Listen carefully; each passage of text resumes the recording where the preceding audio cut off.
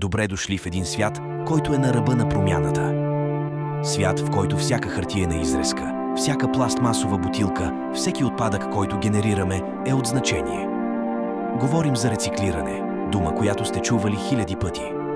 Но какви са предизвикателствата пред него? Първо, големият проблем – замърсяването.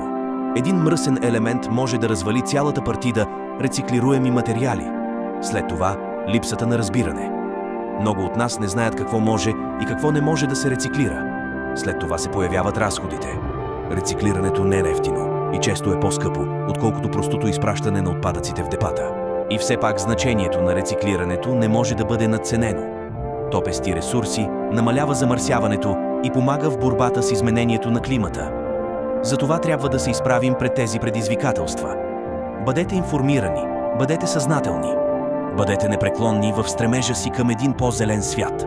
Не забравяйте, че всяка малка стъпка, която правим към рециклирането, е огромен скок за нашата планета.